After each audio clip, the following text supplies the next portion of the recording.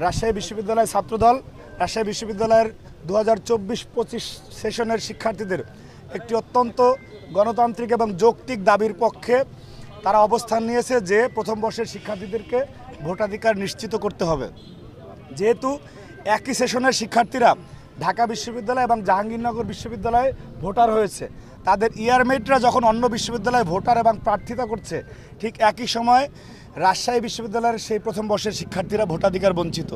সেই যৌক্তিক দাবিটির প্রথম দিন যখন ভোটার লিস্ট প্রকাশিত হয়েছে রাজশাহী বিশ্ববিদ্যালয়ে, সেদিন থেকে ছাত্রদল মাঠে সরব ছিল এই প্রতিবাদে।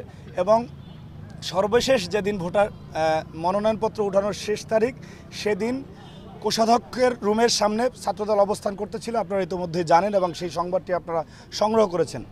সেইখানে আমার ডানে বামে থাকা আমাদের রাজশাহী বিশ্ববিদ্যালয় ছাত্রদলের নেত্রী তুহিনা এবং এশা, তাদের উপরে শিবিরের সন্ত্রাসীরা যে তাদের গায়ে হাত দিয়েছে, তুহিনার হিজাব খুলে নিয়েছে।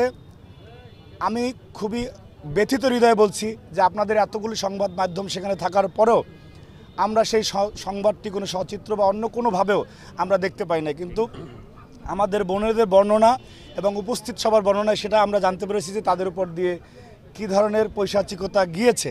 সেই বিষয়টিকে মাথায় রেখেও ছাত্রদল কেন্দ্রীয় সংসদের পক্ষ থেকে সারা বাংলাদেশে আজকে বিক্ষোভ মিছিল এবং অবস্থান কর্মসূচি ছিল, এবং আমরা রাজশাহী বিশ্ববিদ্যালয় ক্যাম্পাসে সেই বিক্ষোভ মিছিলটি শেষ করে এখানে আমরা অবস্থান কর্মসূচি পালন করছি। সেই মুহূর্তে আপনাদের সাথে কথা আমি স্পষ্ট করে বলতে চাই, দেখুন, এই যে একটি সংগঠন তারা নিজেদেরকে ইসলামের ধারক বাহক বলে থাকেন এবং তাদের নামের সাথে ইসলামী শব্দটা আছে, এইটা অত্যন্ত দুঃখজনক যে তাদের কাছ থেকে আমরা কোথাও কোনো নারী প্রতিবাদ করার পর নারীদেরকে তারা সম্মান করেছে এমন উদাহরণ আমরা বাংলাদেশের কোথাও দেখিনি। সাম্প্রতিক সময়ে এই যে ঘটনাগুলো যার কারণে আজকে সারা দেশে প্রতিবাদ হচ্ছে, সেগুলো তো তাদের আছেই। মাঝখানে আমরা দেখেছি যে আপনার এটিএম আজহারের মুক্তির দাবিতে জামাতের যে কর্মসূচি ছিল, শিবিরের যে কর্মসূচি ছিল, সেখানে বাম জোটের সাথে তাদের একটি সংঘর্ষ হয়েছিল। সেখানে বাম জোটের এক নারী নেত্রীকে কীভাবে উপর্যুপরি লাথি কিল ঘুষি দিয়েছিল ইসলামী ছাত্র শিবিরের নেতাকর্মীরা, এবং সেইখানে সারা বাংলাদেশে যখন প্রতিবাদ হয়, সেই প্রতিবাদের মুখে সেই ব্যক্তিকে গ্রেপ্তার করেছিল আইনশৃঙ্খলা রক্ষাকারী বাহিনী, এবং সেই ব্যক্তি জেল মুক্ত হওয়ার পরে তাকে শিবিরের লোকজন পুষ্পমাল্য দিয়ে গ্রহণ করেছে। সুতরাং এটা খুবই স্পষ্ট যে নিপীড়কদের প্রতি তাদের কি পরিমাণ বিরতিহীন উৎসাহ রয়েছে। নিপীড়কদেরকে প্রমোট করা, নারী ধর্ষণকারীদের যে এই যে নিকৃষ্ট অ্যাপ্রোচ, সেটাকে প্রমোট সরাসরি শিবির করছে। কারণ আমি শিবিরের সভাপতির একটা বক্তব্য থেকে আপনাদেরকে বলতে চাই, উনি কিছুদিন আগে বলেছিলেন যে তাদের চেইন অফ কমান্ড 9 মাত্রার ভূমিকম্প হলেও ভাঙার কথা না। যদি একটা সংগঠনের চেইন অফ কমান্ড এইরকম থাকে, তার কর্মীরা যখন নারী নিপীড়ন করে সেটা কি তাদের চেইন অফ কমান্ডের বাইরে গিয়ে করে কিনা আমার জানতে ইচ্ছা করছে। যদি তাদের চেইন অফ কমান্ডের মধ্যে থেকে করে, তাহলে বলতে হবে যে এইটা শিবিরের একটি আদর্শিক স্ট্যান্ড যে নারীদেরকে নিপীড়ন করা।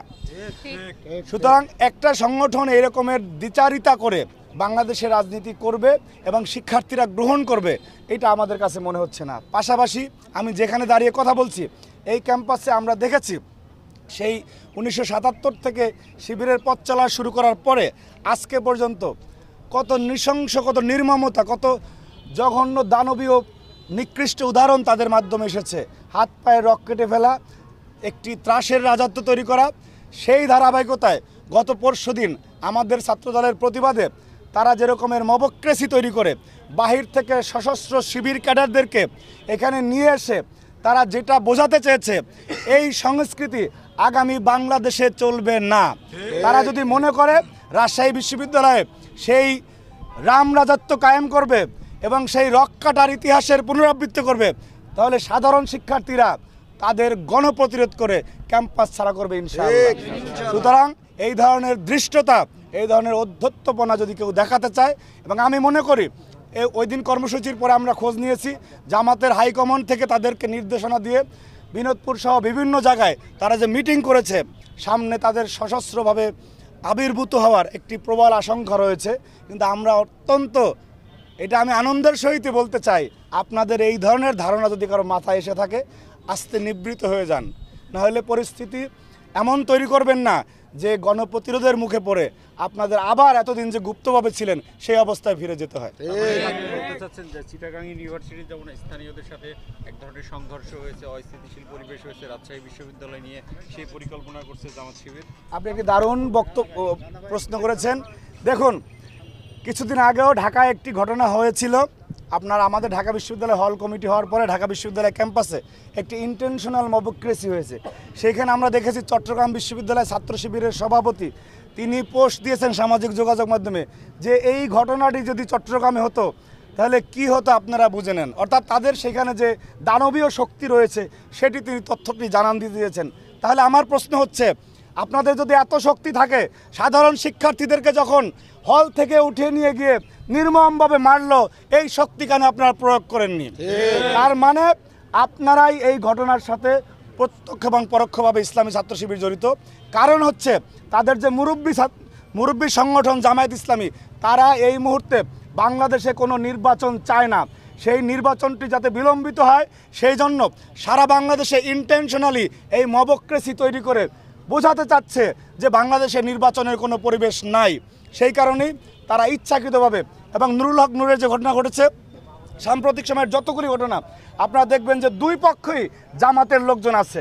অর্থাৎ ভিতরে ঢুকে একটি স্যাবোটাজ তৈরি করে তারপরে পরিস্থিতিকে ঘোলাটে করা এবং বাংলাদেশের মানুষকে জানান দেয়া যে এই মুহূর্তে কোনো নির্বাচন হতে পারে না। এবং দেখবেন যে প্রত্যেকটি ঘটনার পরেই তাদের কোনো না কোনো দায়িত্বশীল বক্তব্য দিয়ে থাকেন যে দেশে যদি এই পরিস্থিতি চলে নির্বাচনের কি পরিস্থিতি আছে।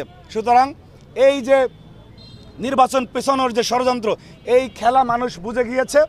এবং আমরা নির্বাচনে জাতীয় রাজনীতি নিয়ে অনেক এত বড় লম্বা বক্তব্য দিতে চাই না। আমাদের বক্তব্য ছাত্র রাজনীতি নিয়ে। রাজশাহী বিশ্ববিদ্যালয়ে আর কোনো ধরনের রক্কাটার রাজনীতির ইতিহাস আমরা আমাদের শরীরে এক বিন্দু রক্ত থাকতে ফিরতে দিব না ইনশাআল্লাহ। সবাইকে ধন্যবাদ। নির্বাচন, ছাত্র সংসদ নির্বাচন, বিভিন্ন বিশ্ববিদ্যালয়, এখানে কি যারা নির্বাচন কমিশন বা বিশ্ববিদ্যালয় প্রশাসন আছে তারা কি প্রভাবিত হচ্ছে কিনা, আপনি কি মনে করেন? প্রভাবিত না। আপনি যদি আমার কাছ থেকে এক কথায় শুনতে চান, রাজশাহী বিশ্ববিদ্যালয়ের প্রশাসন সমস্ত জামাতিকরণ করা প্রশাসন।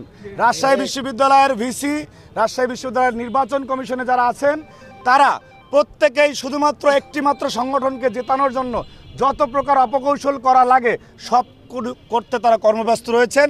যেমন প্রথম বর্ষের শিক্ষার্থীদেরকে বাদ দেওয়া এবং দীর্ঘ ফ্যাসিবাদ বিরোধী আন্দোলনে যে সকল শিক্ষার্থীরা খুনি হাসিনার বিরুদ্ধে লড়াই করে তাদের ছাত্রত্ব হারিয়েছে, তাদেরকেও বিশ্ববিদ্যালয়ে কোনো ধরনের মানবিক সুযোগ দেয় নাই। এই যে উপরে এবং নিচে কেটে ফেলে শুধুমাত্র শিবিরকে জেতানোর জন্য, আমি একদম প্রকাশ্যে বললাম, শুধুমাত্র শিবিরকে জেতানোর জন্য একটি নামমাত্র অনুষ্ঠানের আয়োজন করতে যাচ্ছে রাজশাহী বিশ্ববিদ্যালয় প্রশাসন। আমি মনে করি এই শিক্ষার্থীদের প্রকৃত প্রতিনিধিত্ববিহীন যে রাকসু আসবে, সেই রাকসু শিক্ষার্থীদের কোনো প্রকার কল্যাণে আসবে কিনা সেটি নিয়ে বড় ধরনের প্রশ্ন রয়েছে।